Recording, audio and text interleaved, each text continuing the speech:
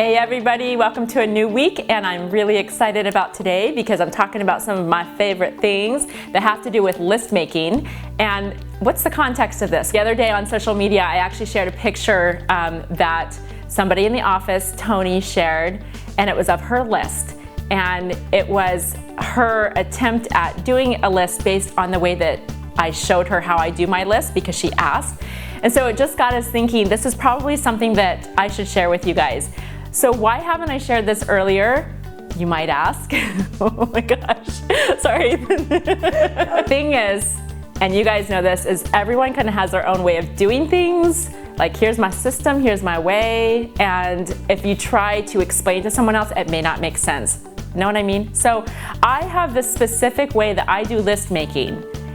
And I don't know if it's gonna make a whole lot of sense to you, but you guys have asked me to share it with you. That is why we're doing this video. You ask, your wish is our command. Here we are today. So let's dive in. I'm gonna show you how I keep lists.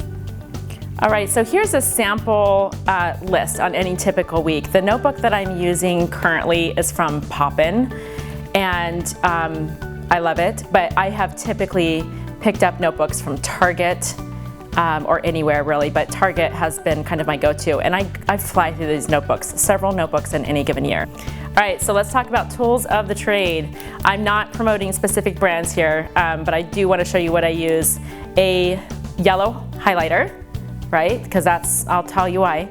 A pen. Now for me, I like the ballpoint pens, and this one is Pentel RSVP. It has to be fine. I really have to work with a very fine point pen for my list. And then I have a Sharpie, and this basically isn't because of the permanent quality that's so much important, but just it happens to be the thick black marker that's always in my bag when I stop into stores to sign products. So these are the three tools that I use. This is how it works.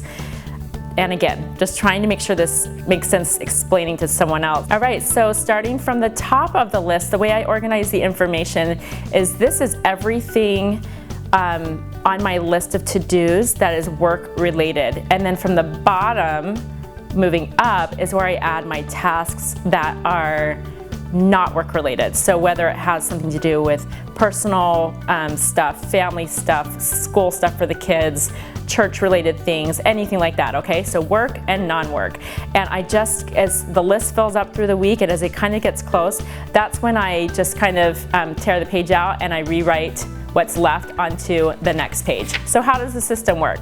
So if this were, the beginning of the week, and it is when you're seeing this, it's a Monday, and this is the beginning of my list of what I think I have going on, what I will do at the beginning of each day is I will look through my list and go, okay, what's going on and what is gonna be the most important thing that I tackle next? So I know that for sure I need to prioritize a few things. So for example, I need to definitely get this done, and this done, and this done, okay? And this is again Monday, so I'm not highlighting everything. I just know that while I'm at the office, I gotta make sure that these happen today.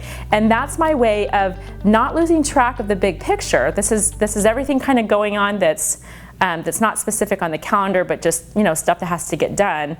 And the highlighter tells me what's next. Then what I do is throughout the day, when I have completed tasks, and I am done with certain things, obviously I'm going to say I'm done with that and I'm gonna mark it off. You might be wondering, why do I have boxes if I'm not even putting check marks? And that's literally for me, just a very nerdy way to be visually organized because I think that check boxes are necessary. So yeah, when I complete tasks, I scratch them out and I'm done. That means that when I've completed those, and I am ready to move on to the next tasks, I'm looking through this thinking, okay, well then what's the most important thing next on my list? Well, I gotta get that done. I for sure need to get that done. I'm doing the same thing down here. When I get home from work, I've gotta take care of that.